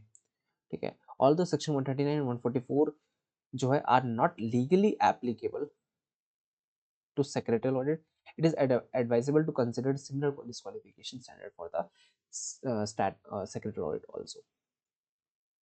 और सेक्शन 143 तो मुटाटिस मुटाटिस एप्लीकेबल होता ही है। I am sorry. हाँ, लिस्टेड कंपनी की बात कर रहे थे, वो जो प्रोविजन था वो अनलिस्टेड कंपनी के लिए था। भटक जाते हैं हम लोग। रेगुलेशन 1 सब सॉरी रेगुलेशन 24 ए का सब रेगुलेशन 1 देगा। ठीक है, सब रेगुलेशन 1 में अमेंडमेंट के बाद रेगुलेशन 1A 1B 1C आया। 1A बात करता है qualification, eligibility, qualification, disqualification of sector audit के बारे में। ठीक है, तो एलिजिबिलिटी में हमने हमने देखा कि just a second, only the peer reviewed company secretary होना चाहिए। ठीक है, कौन होना चाहिए? पीयर रिव्यूड कंपनी सेक्रेटरी होना चाहिए। A firm can be appointed if a majority of partner is in India are eligible. ठीक है, तो ये मैं क्यों इसको बार बार प्रिसाइज कर रहा हूँ कि पीयर रिव्यूड कंपनी सेक्रेटरी होना चाहिए, कि सभी ने इसको मैंडेट कर दिया है कि जो कंपनी सेक्रेटरी अपॉइंट होगा, प्रैक्टिसिंग कंपनी सेक्रेटरी जो अपॉइंट होगा सेक्रेटरियल ऑडिट के लिए लिस्टेड कंपनी में, वो पीयर रिव्यूड होना चाहिए। ठीक है, तो 24A का सब रेगुलेशन 1 का 1A बात करता है एलिजिबिलिटी के बारे में, जो कि कंपनी सेक्रेटरी प्रैक्टिस जो होगा पीयर रिव्यूड होगा और साइनिंग अथॉरिटी जो होगा only the peer reviewed partner can sign the report. अगर फर्म अपॉइंट हुई है तो उसमें जो पीयर रिव्यूड पार्टनर होगा वही इस रिपोर्ट को साइन करेगा for the listed company. Listed company के लिए जो प्रोविजन है सेक्रेटरियल ऑडिट का बहुत ही स्ट्रिक्ट कर दिया है, इसलिए हम sub regulation 1A 1B 1C पढ़ रहे हैं, नहीं तो सिर्फ regulation 1A regulation sorry sub regulation 1A sub regulation 2 पढ़ के हमारा रेगुलेशन 24A सब कंप्लीट हो जाता। ठीक है, disqualification after the appointment, if auditor become disqualified after appointment he और she can vacate the office. Such vacancy को आपका कैजुअल वैकेंसी जो कि आपको फिल करना पड़ेगा 3 मंथ के अंदर। ठीक है, 1 भी बात करते हैं रिस्ट्रिक्शन के बारे में कि जो ऑडिटर अपॉइंट हुआ, सेक्रेटरी ऑडिटर जो अपॉइंट हुआ है वो only the board approve services he provide कर सकता है, उसके अलावा कोई और जो अकाउंटिंग की सर्विसेज, ठीक है, फाइनेंशियल सर्विसेज, कंसल्टिंग की सर्विसेज सेक्रेटरी ऑडिटर प्रोवाइड नहीं कर सकता, can not provide the prohibited service as notified by the SEBI. और सेक्शन 144 भी बात करता है कंपनीज एक्ट 2013 की प्रोहिबिटेड सर्विसेज जो कि एक ऑडिटर नहीं प्रोवाइड कर सकता। वैसे ही सेबी ने कुछ सर्विसेज प्रोवाइड की गई हैं बाय द नोटिफिकेशन। ये सर्विसेज जो है लिस्टेड कंपनीज को सेक्रेटरी ऑडिटर जो अपॉइंट वो प्रोवाइड नहीं करेगा, ठीक है। और 1C में कुछ खास लिखा नहीं, वो ये बताया गया कि जो 1A और 1B जो है 1 अप्रैल 2025 से एनफोर्स हो जाएगा, उसको कंप्लाई करना है, दैट्स इट। ठीक है, अब मेरे को नहीं लगता कि ये ऑब्जेक्टिव पर्पस में को पढ़ाने की जरूरत है, फिर भी एक बार ब्रीफ में देख लेंगे, ठीक है, ऊपर ऊपर से। तो यहाँ तक हमने देखा कि हाँ, स्टार्टिंग में देखा chapter number 13 of the companies of 2013 deal करता है सेक्शन 196 से लेकर 205 तक। 204 बताता है establish the provision of secretary order. 204 में हमने देखा चार सब सेक्शन है, 204 में चार सब सेक्शन है। सबसेक्शन 1 बात करता है एप्लीकेबिलिटी के बारे में, सबसेक्शन 2 बात करता है ड्यूटी ऑफ द कंपनी के बारे में, सबसेक्शन 3 बात करता है रिस्पॉन्सिबिलिटी ऑफ डायरेक्टर के बारे में, सेक्शन 4 बात करता है पेनल्टी के बारे में, 2 लाख की पेनल्टी, पहले 1 से 5 लाख की पेनल्टी थी। पेनल्टी याद रखने की जरूरत नहीं है, बिल्कुल जरूरत नहीं, कभी भी याद नहीं रखना पेनल्टी, ठीक है, जो टाइम टू टाइम चेंज होती रहती है। ये तो था अनलिस्टेड प्रोविजन, अनलिस्टेड कंपनी के बारे में, जिसमें हमने prescribe company rule 9 of the appointment and remuneration of manager person rule 2014 जो कि अमेंड हो गया था। उसमें हमने देखा था कि कुछ प्रिस्क्राइब कंपनी जिसके ऊपर सेक्रेटरी ऑडिट एप्लीकेबल है, उसमें कौन कौन सी कंपनी, पब्लिक कंपनी पेड एप्शन capital 50 crore, public company turnover 250 crore, and any company any company जिसका लोन और बोरोविंग जो है बैंक या फिर फाइनेंशियल इंस्टीट्यूशन से, मैं बार बार बोल रहा हूँ बैंक या फिर फाइनेंशियल इंस्टीट्यूशन से 100 करोड़ से ज़्यादा है, उसके ऊपर सेक्रेटरी ऑडिट एप्लीकेबल हो जाएगा, ठीक है। पेनल्टी का प्रोविजन देख लिया हमने, और कंपनी की रिस्पॉन्सिबिलिटी बनती है कि अगर ऑडिटर आया है अपॉइंट करने के लिए, उसको सारी फैसिलिटीज़ जो भी उसको ऑडिट रिपोर्ट बनाने तक चाहिए सब कुछ आपको देना है, ठीक है। और उसके बाद रिस्पॉन्सिबिलिटी है डायरेक्टर्स की, अगर कोई डिस्क्रिपेंसीज या फिर क्वालिफिकेशन ऑडिटर ने लिखा है अपनी रिपोर्ट में, तो आपको उसको बोर्ड रिपोर्ट में सेक्शन 134 के अकॉर्डिंग आपको एक्सप्लेन करना है। और पेनल्टी हमने देख लिया, ठीक है। लिस्टेड कंपनी हमने देखा, रेगुलेशन 24 लिस्टेड कंपनी अलग पढ़ना है, ठीक है, मिक्स नहीं करना है। लिस्टेड कंपनी हमने देखा कि रेगुलेशन 24A है सभी LODR का, उसमें बताया गया कि लिस्टेड कंपनी में रेगुलेशन 24A में रेगुलेशन 1 है, रेगुलेशन नंबर 2 है। रेगुलेशन नंबर 2 में हमने देखा sectoral compliance certificate, sectoral compliance report आपको अपने स्टैट्यूटरी ऑडिटर जो आपने अपॉइंट किया हो उससे लेना है, या फिर प्रैक्टिसिंग कंपनी सेक्रेटरी जो कि पीयर रिव्यूड होना चाहिए उससे लेना है, वो साइन करेगा। और उस रिपोर्ट को, सर्टिफिकेट को आपको before the stock exchange 60 days from the financial year से आपको सबमिट करना है। और उसके बाद 24A में सब रेगुलेशन 1 बात करता है सेक्रेटरी ऑडिट के बारे में, 24 सब रेगुलेशन 1 बात करता है सेक्रेटरी ऑडिट। इसमें हमने 3 क्लॉज देखी, ठीक है, clause A, clause B, clause C. Clause A में देखा हमने एप्लीकेबिलिटी के बारे में, listed company, material unlisted subsidiary company, ठीक है, सेक्रेटरी ऑडिटर सेक्रेटरी ऑडिटर करवाना है आपको, ऑडिट करवाना है, और आपको एनुअल रिपोर्ट में सेक्रेटरी ऑडिटर की जो रिपोर्ट है उसको आपको अनेक्स करना है, ठीक है। उसके बाद हमने क्वालिफिकेशन डिस्क्वालिफिकेशन टेन्योर देखा क्लॉज बी में, फिर क्लॉज सी में हमने देखा कैजुअल वैकेंसीज के बारे में, ठीक है। तो इस तरीके से हमारा जो रेगुलेटरी प्रोविजन है, कंप्लायंस जो है, ठीक है, क्या क्या लिखा हुआ है 204 में, रेगुलेशन 24A में, सेक्रेटरी ऑडिट के बारे में, वो हमने पूरा देखा, ठीक है। 47 मिनट्स में ऑलमोस्ट कंप्लीट हो गया, ठीक है। यहाँ पे हमने ये भी देखा कि सेक्शन 143 एप्लीकेबल होगा एज जो स्टैट ऑडिट में एप्लीकेबल होता है, ठीक है। 139 144 भी एप्लीकेबल होगा, ठीक है, डिस्क्वालिफिकेशन चेक करने के लिए सेक्रेटरी ऑडिट का, ठीक है। कुछ ब्रीफ देख लेते हैं एक बार, ठीक है। ब्रीफ देखने से पहले ना एक बार हम ना जैसे मैं यहाँ पे सिर्फ इंट्रोडक्शन, एप्लीकेबिलिटी पढ़ लिया हमने, ठीक है। सेक्रेटरी ऑडिट रिपोर्ट देख लेते हैं एक बार थोड़ा सा, ये भी कुछ ज़्यादा इंपॉर्टेंट है नहीं, ठीक है। एक मैं इसमें ड्राफ्ट रिपोर्ट भी आपको दिखाने वाला हूँ किस तरीके से रिपोर्ट बनाई जाती है। उसके बाद पेनल्टी प्रोविजन देखेंगे, and secretary compliance certificate 24A का सब रेगुलेशन 2 है, हम ऑलरेडी देख चुके हैं, फिर भी एक बार देख लेते हैं। मॉड्यूल 7, मॉड्यूल 9, मॉड्यूल 10 देख लेते हैं एक बार, उसके बाद इन चीज़ों को देखेंगे, ठीक है। मॉड्यूल 7 जो है सेक्रेटरी ऑडिट रिपोर्ट, जो कि MR3 फॉर्मेट प्रिस्क्राइब करता है सेक्रेटरी ऑडिटर को कि आपको इस फॉर्मेट में ही अपनी रिपोर्ट देनी है। ये जो हम पढ़ने वाले हैं ना मॉड्यूल 7 में, ये कोई मैंडेटरी प्रोविज़न नहीं है, फिर रेगुलेटरी प्रोविज़न नहीं है, ऐसा ही पढ़ना है, ठीक है? इसको मैंने डिवाइड किया हुआ है एक्चुअली। हम सबसे पहले जब भी हम रिपोर्ट बनाते हैं, पहले एक बार रिपोर्ट देख लेते हैं। एक ना बेसिक ड्राफ्ट देख लेते हैं, उसके बाद पढ़ेंगे अच्छे से। देखो, ये रिपोर्ट है, ठीक है? सैंपल रिपोर्ट स्ट्रक्चर, ठीक है? ये हेडिंग आ गया रिपोर्ट का, MR3 secretary audit financial year और परसेंटेज सेक्शन 204 रूल 9, ठीक है? यहाँ पे हम मेंबर्स को ही रिपोर्ट देते हैं, टू द मेंबर्स, कंपनी का नाम, सेन एड्रेस। उसके बाद सबसे फर्स्ट पैराग्राफ आता है कि हम कंडक्ट करने वाले हैं secretary audit for the financial year, जो भी ईयर होगा, कंपनी का नाम होगा एंड जो भी रेगुलेटरी प्रोविजन उसके अकॉर्डिंग, ठीक है? पहले का पैराग्राफ ये होता है। उसके बाद based on the books of paper, ये जो रिकॉर्ड्स डॉक्यूमेंट्स जो भी है कंपनी का, रिटर्न, रेजोल्यूशन, मिनट्स, जितने भी कंपनी के डॉक्यूमेंट्स होते हैं, वो कंपनी को मेंटेन करने की रिस्पॉन्सिबिलिटी जो है वो कंपनी की है, ठीक है? और कंपनी के डायरेक्टर्स की है। हम क्या करेंगे, उनके मेंटेनेंस के, उन अच्छे से मेंटेन किया है नहीं किया, उसके ऊपर हम बस सिर्फ ओपिनियन लेने वाले हैं, ओपिनियन देने वाले हैं, ठीक है? तो यहाँ पे हम ये लिखेंगे, we the hereby report that in our opinion the company has during the audit period covering the financial year this, उन्होंने सारा जो प्रोविजन है उसको कंप्लाई किया हुआ है, सारे डॉक्यूमेंट्स को मेंटेन किया हुआ है। और उसके बाद फिर एक पैराग्राफ आता है कि जो भी बुक्स एंड पेपर है वेरियस वेरियस रूल्स रेगुलेशंस में, ठीक है, सभी companies act, securities contract regulation, FEMA, depository, सब में उन्होंने कंप्लाई किया। अगर कोई लिस्टेड कंपनी है जिनके ऊपर लिस्टेड के लॉस एप्लीकेबल हैं तो वो भी कंप्लाई किया। अगर कोई अनलिस्टेड कंपनी, या फॉर्मेट देख के लग रहा होगा आपको, ये जो फॉर्मेट है जैसे अनलिस्टेड कंपनीज का है, तो यहाँ पे not applicable for the company during the audit period लिखा हुआ है, ठीक है? कोई ऐसी कंपनी जिस अनलिस्टेड कंपनी है उसके ऊपर ये प्रोविजन एप्लीकेबल नहीं है तो हम लिखेंगे नॉट एप्लीकेबल, ठीक है? तो ये सारा कुछ आप इसमें बताते हो कि जितने भी लॉस रेगुलेशन है, इसमें जो भी books paper minutes return file करना था आपने उसको कंप्लाई किया ड्यूरिंग द पीरियड, ठीक है?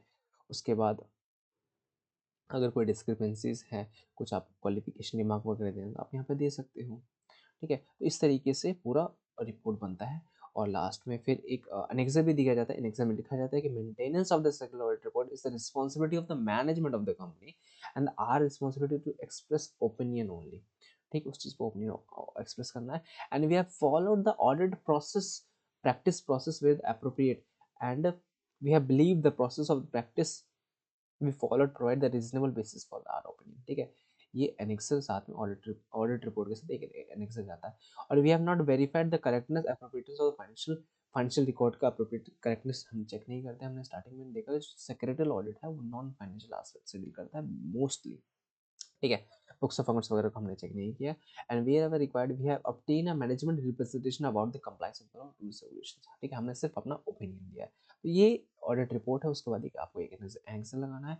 ये जो फॉर्मेट है पूरा सेक्रेटरियल ऑडिट का फॉर्मेट है। अब हम एक बार देख लेते हैं क्या लिखा हुआ है, ठीक है? हमने देखा स्टार्टिंग में कि आपको स्कोप स्टेटमेंट बताना है कि कौन सा, ये डिवाइड किया हुआ है, ठीक है?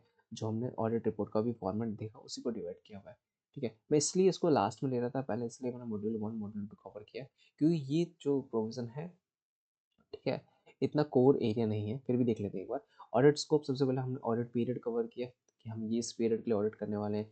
कंपनी के बारे में, अगर कोई ग्रुप कंपनी है, कोई लिस्टेड कंपनी है, कोई किसी स्पेसिफिक इंडस्ट्रीज में कंपनी काम कर रही है तो उसका आपको लिखना है।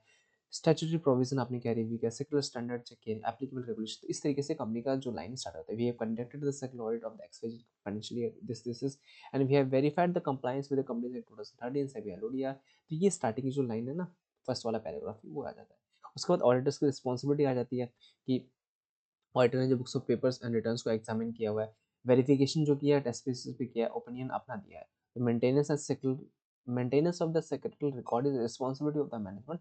Are responsibility is to express the opinion on this secretarial record based on our audit, ठीक है? तो इस तरीके से ऑडिट का रिस्पॉन्सिबिलिटी है। उसके बाद ओपिनियन आता है कि कंपनी से 2013 में कंपनी ने किस तरीके से प्रोविजन को कंप्लाई किया है सभी रेगुलेशंस में। तो आप अलग अलग लॉस के ऊपर भी ओपिनियन दे सकते हो। उसके बाद डिटेल कोई ऑब्जर्वेशन, क्वालिफिकेशन, रिमार्क, इसको मैं इसलिए बीफ में देख रहा हूँ क्योंकि मेरे को नहीं लगता कि इसको डिटेल में जाना रेलेवेंट है, ठीक है? क्योंकि जब तक आप सेक्रेटरी ऑडिट एक्चुअल में परफॉर्म नहीं करोगे, वहाँ पे जाके कंपनी में जाओगे नहीं, उनसे डॉक्यूमेंट्स मांगोगे नहीं, ऑडिट नहीं करोगे, तो आप तब तक नहीं, आपको नहीं समझेगा,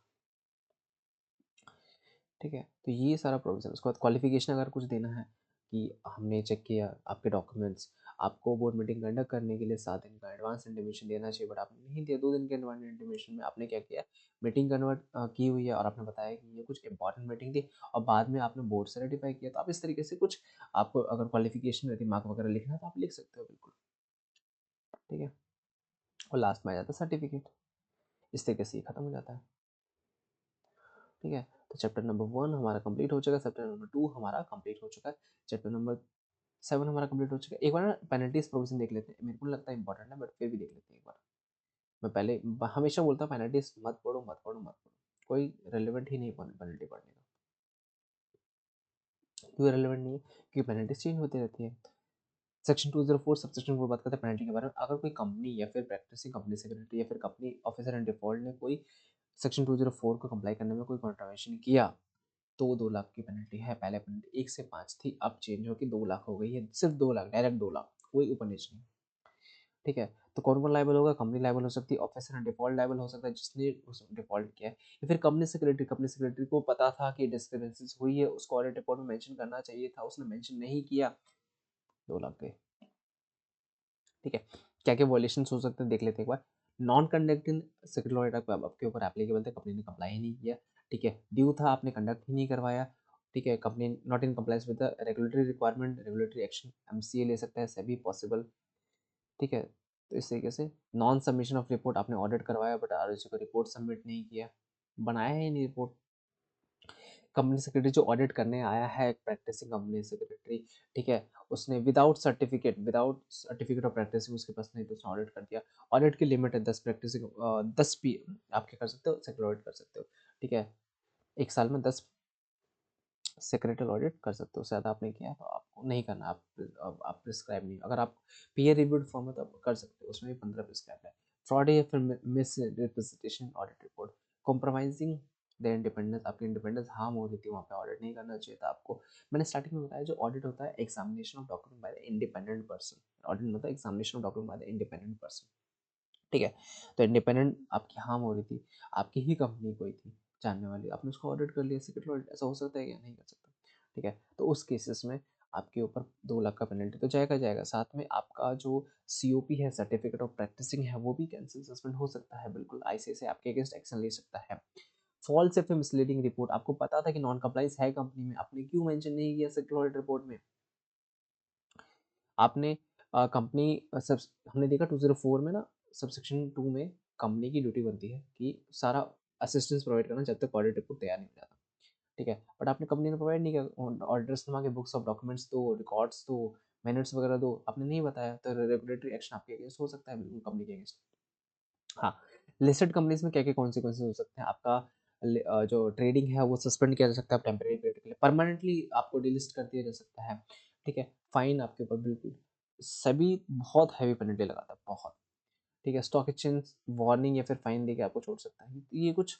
बाकी स्टेक होल्डर्स के ऊपर, आपके ऊपर स्टेक होल्डर्स के ऊपर क्या क्या इम्पैक्ट आएगा, आपका रेपुटेशन जाएगा, आपके गवर्नमेंट जो है आपके ऊपर ज़्यादा स्क्रूटनी करने लगेगा, ठीक है। आपका कस्टमर बेस जाएगा, मार्केट में आपका, इंडस्ट्रीज में आपका नाम खराब जाएगा, ठीक है। तो क्रेडिट रेटिंग जो आपकी वो डिक्रीज हो सकती है, तो ये कुछ इम्पैक्ट्स है, ठीक है। तो मेरे को भी लगता है इंपॉर्टेंट है, ठीक है। इसमें सिंपल था सेक्शन सबसेक्शन 4। एक बार 10 देख लेते हैं। सेक्रेटरी कंप्लायंस रिपोर्ट जो हम ऑलरेडी देख चुके हैं regulation 24 A of sub regulation 2 में, ठीक है।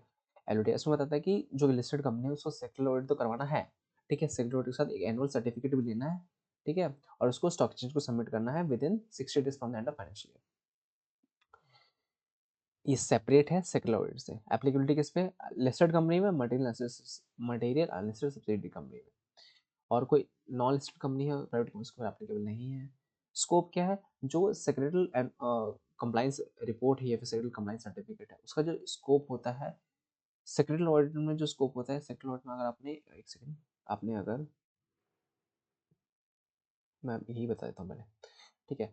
सेक्रेटरी कंप्लायंस सर्टिफिकेट जो होता है, ठीक है, सेक्रेटरी कंप्लायंस सर्टिफिकेट, उसका जो स्कोप होता है मेनली लिस्टेड के प्रोविजन के रिगार्डिंग होता है कि आपने सेबी का कंप्लायंस किया है, SEBI LODR, mainly SEBI SEBI LODR का आपने पूरा कंप्लायंस किया हुआ है। बट 204 में जो रिपोर्ट तैयार होती है सेक्रेटरी ऑडिट, उसमें सारे कंप्लायंस चेक किए जाते हैं। लिस्टेड, अगर कंपनी लिस्टेड है तो उस कंपनी सेक्ट के भी चेक किए जाएंगे, लेबर लॉस अगर एप्लीकेबल हो वो भी, कोई अदर स्पेसिफिक इंडस्ट्री के अकॉर्डिंग कोई लॉज एप्लीकेबल हो वो भी, और लिस्टिंग तो चेक किया जाएगा बिल्कुल। ठीक है, तो यहाँ पे हमारा कंप्लीट होता है। ठीक है, ऑलमोस्ट 1 आवर हो चुका है, और यहाँ पे जो हमारा मेन कोर एरिया जो है सेक्रेटरियल ऑडिट का वो कंप्लीट हो चुका है। ठीक है, अब एक बार स्कोप वेरिफिकेशन प्रोसेस वगैरह देख लेते हैं।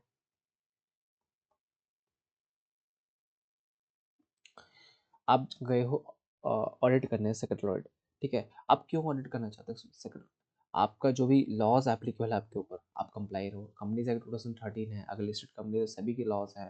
ठीक है, नोटिफिकेशन अमेंडमेंट्स रेगुलेशंस, ठीक है, सर्कुलर वगैरह कुछ है तो वो भी आपके ऊपर कंप्लाई है। मॉनिटर द कॉर्पोरेट गवर्नेंस को जो बेस्ट प्रैक्टिसेस है मार्केट में आप उसको फॉलो करें कंप्लाइंस को लेके। ठीक है, आपकी फ्यूचर में जो रिस्क अराइज हो सकते हैं नॉन कंप्लाइंस से रिलेटेड आप उसको पहले से आइडेंटिफाई कर पाओ। ठीक है, तो रेगुलेट जो बॉडी है आपके ऊपर पेनल्टी फाइन इम्पोज ना कर पाए, कंप्लाइंस रिस्क को आपको रिड्यूस कर पाए, support the regulatory bodies support कर पाए। मतलब आप नॉन कंप्लाइंस कर रहे हो, नॉन कंप्लाइंस से बच रहे हो आप। ठीक है, तो एमसीए या फिर रेगुलेटरी अदर बॉडीज हैं आपको कॉन्फिडेंस उनके बिफोर आपका जो कॉन्फिडेंस या फिर मैं बोल सकता हूँ वो बिल्ड होता है। ठीक है, कि कंपनी बहुत अच्छी है का सारे लॉस को कंप्लाई करती है, इस तरीके से कुछ ऑब्जेक्टिव्स हैं जनरल जनरल। ठीक है, ये स्कोप है सेक्रेटरियल ऑडिट का। ठीक है, अगर आप ऑडिट करने गए, सपोज कंपनी ने कुछ शेयर ट्रांसफर किए हैं, ऑथराइज शेयर कैपिटल इंक्रीज किया, कंपनी ने राइट इशू लेके आई, बोनस इशू लेके आई है, तो उसका जो भी प्रोविजन है कंपनी ने एक्ट में जो भी प्रोविजन है, रेगुलेशन में जो रूल्स में जो भी प्रोविजन आप उसको कंप्लाई किया है कि नहीं किया है, डॉक्यूमेंट्स चेक करो सारे, आप मिनट्स चेक करो, रेजोल्यूशन चेक करो, आप अप्रूवल चेक करो, शेयर होल्डर्स का सारा चेक करो। आप कोई डायरेक्टर अपॉइंट हुआ है, रिजाइन हुआ तो प्रॉपर चेक करो, डायरेक्टर जो अपॉइंट हुआ रिजाइन हुआ उसके बाद जो अपॉइंट हुआ उसके बाद प्रॉपर क्वालिफिकेशन थी, उसका पर्टिन नंबर था, प्रॉपर रेजोल्यूशन पास किया गया, मेंबर से रेजोल्यूशन को अप्रूव करवाया गया, board resolution share holder meeting जो कंडक्ट की गई, आप प्रॉपर चेक करो, बोर्ड मीटिंग कंडक्ट की गई तो नोटिस भेजा, नोटिस किसको भेजा, कितना टाइम पहले भेजा गया। ठीक है, एडवांस इंटीमेशन पहले था प्रॉक्सी, अब मेंबर्स की मीटिंग है तो प्रॉक्सी का प्रोविजन प्रॉपर चेक करो, ईजीएम कोई कंडक्ट हुई है, इमरजेंसी ईजीएम कंडक्ट हुई है तो 90% शेयर होल्डर्स का अप्रूवल लिया है कि आपने नहीं लिया है। ठीक है, तो ये सारा प्रोविजन आपको कंडक्ट करना है। डायरेक्टर्स रेमुनरेशन का प्रोविजन है, डायरेक्टर्स का जो आप रेमुनरेशन दे रहे हो प्रॉपर 197 की जो लिमिट है उसमें प्रेस्क्राइब्ड रेमुनरेशन वही दे रहे हो, उससे ज़्यादा तो नहीं दे रहे हो, ज़्यादा दे रहे हो तो शेयर होल्डर्स का अप्रूवल लग रहा है कि नहीं लग रहा है तो रेजोल्यूशन मांगो उनसे, और मिनट्स की कॉपी मांगो उनसे, सारी चीज़ें चेक करो, आप वेरीफाई करो, क्रॉस वेरीफाई करो, और कुछ आरओसी को अगर सबमिट करना है डॉक्यूमेंट्स तो वो भी सबमिट किया कि नहीं, ये सारे जो भी कंपनी एक्ट 2013 में जितने भी रजिस्टर्स प्रिस्क्राइब्ड हैं, मेंबर्स का रजिस्टर, डिबेंचर होल्डर का रजिस्टर, डिपॉजिट का रजिस्टर, चार्ज रजिस्टर, ठीक, MBP 1 MBP 4, इससे जितने भी रजिस्टर्स प्रिस्क्राइब्ड हैं आपने मेंटेन करके रखा हुआ है कि कंपनी नहीं, उनको मांगो, उसको चेक करो, क्रॉस वेरीफाई करो, उनको सीक्वेंस चेक करो उनका। ठीक है, अगर कोई चेंज हुआ है तो किस तरीके से चेंज हुआ है, चेंज का उनके पास रेजोल्यूशन है कि नहीं है।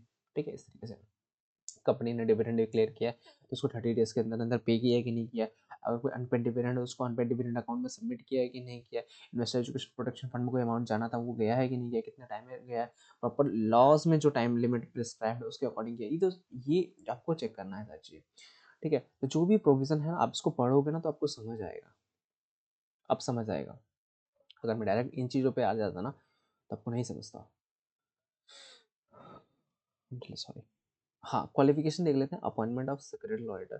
ठीक है, क्वालिफिकेशन कोई खास क्वालिफिकेशन नहीं, मैं पहले बता देता हूँ, कंपनी सेक्रेटरी होना चाहिए, कंपनी सेक्रेटरी के बाद उसके बाद सर्टिफिकेट ऑफ प्रैक्टिसिंग होना चाहिए, पीयर रिव्यूड फॉर्म होना चाहिए। पीयर रिव्यूड फॉर्म को जो रिक्वायरमेंट है वो अनलिस्टेड कंपनीज में नहीं है, बट लिस्टेड कंपनी में अगर कोई ऑडिटर जा रहा है ऑडिट करने एज सेक्रेटरी ऑडिटर तो वो पीयर रिव्यूड होना चाहिए। बट अनलिस्टेड कंपनीज में पीयर रिव्यूड का मैंडेटरी प्रोविजन नहीं है, बट अगर पीयर रिव्यूड है तो आपको कुछ बेनिफिट मिल जाते हैं, आपको लिमिट्स इंक्रीज हो जाती है, कुछ ज़्यादा कंपनीज के आप ऑडिट कर पाते हो, आप ज़्यादा पैसे आ सकते हैं आपके पास। ठीक है, तो वैलिड सीओपी होने, ये फालतू की मतलब फालतू की नहीं पर ठीक है। हाँ, आपके पास वैलिड सीओपी होना चाहिए आईसीएसआई की इशू, और कुछ क्वालिफिकेशन पीयर रिव्यूड होना चाहिए, और बेसिक क्वालिफिकेशन है कि आप कंपनी सेक्रेटरी, आपके पास सर्टिफिकेट ऑफ प्रैक्टिस होना चाहिए company secretary as a secretary auditor के लिए। ठीक है, डिस्क्वालिफिकेशन के लिए हमने ऑलरेडी देखा था, 139 का जो प्रोविज़न है आपका वो आपको कंप्लाई करना है। ठीक है, ऑडिटर कैसे अपॉइंट होगा, स्टेप्स वगैरह याद करने की जरूरत नहीं है, चेंज होता रहता है कुछ। ठीक है? तो मैं रिक्वेस्ट करूँगा आप लोगों से, ये जो प्रोविज़न है ना, ये वो है चेकलिस्ट है एक तरीके से, ठीक है? कि आप क्या-क्या डॉक्यूमेंट्स चेक करोगे वहाँ पे जाके, क्या-क्या डॉक्यूमेंट्स माँगोगे उनसे, क्या किससे क्या वेरीफ़ाई करोगे, तो ये सारा कुछ जो है चेकलिस्ट है एक तरीके से प्रॉपर। ये हम देख चुके हैं ऑलरेडी। सेक्रेटरी ऑडिट के लिए चेकलिस्ट दिए हुए डिफरेंट टाइप्स ऑफ कंपनीज़ के लिए क्या-क्या आप चीज़ चेक करने वाले हो, ठीक है? कोई अलग-अलग सेक्टर में, अलग-अलग इंडस्ट्रीज़ में अगर कोई कंपनी ऑपरेट कर रही है, फार्मास्यूटिकल में है, बैंकिंग में है और पावर इंडस्ट्रीज़ में है, ठीक है? इंश्योरेंस में है कोई कंपनी, तो उनके लिए अलग-अलग रूल्स रेगुलेशंस उनकी जो रेगुलेटरी बॉडी है प्रिस्क्राइब करती रहती है, ठीक है? तो दैट्स इट फॉर टुडे। आज के लिए इतना ही। फिर मिलेंगे एक नए सेशन में और सेशन कमेंट करके बताइएगा आपको कैसा लगा।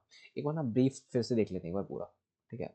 हमने देखा कि सेक्रेटरी ऑडिटर जो है यहाँ पे पूरा रिवाइज़ करें, पूरा जो सेशन में पढ़ा है हमने पूरा रिवाइज़ करेंगे एक बार, ठीक है? कंपनीज़ एक्ट 2013 में चैप्टर नंबर 13 जो डील करता है आपको सेक्शन 196 से लेकर सेक्शन 205 तक डील करता है। उसमें सेक्शन 204 बात करता है सेक्रेटरी ऑडिट के बारे में। सेक्रेटरी ऑडिट में सेक्शन 204 में 4 सबसेक्शन है। सबसेक्शन 1 बात करता है एप्लीकेबिलिटी के बारे में। Subsection 2 duty of the company के बारे में। सबसेक्शन 3 बात करता है रिस्पांसिबिलिटी ऑफ डायरेक्टर के बारे में। सबसेक्शन 4 बात करता है पेनल्टी के बारे में। सबसेक्शन 1 में हमने देखा कि एवरी लिस्टेड कंपनी और प्रिस्क्राइब कंपनी रूल 9 में प्रिस्क्राइब है। किसके रूल 9 में? Appointment and qualification management appointment and remuneration management person rule 2014 में प्रिस्क्राइब है कि पब्लिक कंपनी जिसका patent capital 50 crore, public company जिसका टर्नओवर 250 करोड़ उससे ज़्यादा है, और एवरी कंपनी एनी कंपनी जिसका लोन या फिर बोरोविंग बैंक या फिर फाइनेंशियल इंस्टीट्यूशन से 100 करोड़ से ज़्यादा उस कंपनीज को आपको सेक्रेटरी ऑडिट करवाना है, और आपको बोर्ड रिपोर्ट में सेक्रेटरी ऑडिट रिपोर्ट जो है उसको अनेक्स करना है सेक्शन 134 सेक्शन 3 के अकॉर्डिंग, ठीक है? और लिस्टेड कंपनी हमने देखा कि रजिस्टर्ड कंपनी में रेगुलेशन 24 ए बात करता है सभी एलओडीआर का सेक्रेटरी ऑडिट के बारे में। जैसे हमने देखा कि 24 ए में सब सब रेगुलेशन 1 में देखा सेक्रेटरी ऑडिट, सब रेगुलेशन 2 में हमने देखा सेटल्ड कंप्लायंस रिपोर्ट। सब रेगुलेशन 1 में clause A, clause B, clause C देखा। क्लॉज ए में देखा एप्लीकेबिलिटी, क्लॉज बी में देखा हमने टेन्योर के बारे में, क्लॉज सी में हमने देखा कैजुअल वैकेंसी के बारे में, और 2 में हमने देखा सब रेगुलेशन 2 में 24 ए का सेटल कंप्लायंस सर्टिफिकेट के बारे में कि आपको practicing company secretary, peer reviewed practicing company secretary या फिर जो आपका स्टैट सेक्रेटरी ऑडिटर है उससे आपको लेना है, और before the stock exchange within 60 days आपको सबमिट करना है। उसके बाद MR3 देख लिया कि सेक्रेटरी ऑडिटर का जो रिपोर्ट होगा वो MR3 के फॉर्मेट में होगा, आपको उसको मेंटेन करना है, ठीक है? पेनल्टी से हमने 204 में देख लिया 2 लाख की पेनल्टी है। बस यही था। That's it for today. और सेशन कैसा लगा आपको कमेंट में बताना है, ठीक है? और नेक्स्ट जो सेशन है मैं किस टॉपिक पे लेके आऊँ ये भी आप बताइए please. Thank you so much, ठीक है? यहाँ तक सुनने के लिए। और शायद 31st, हाँ 1 तारीख हो चुकी है, तो हैप्पी न्यू ईयर सबको, और thank you all of you.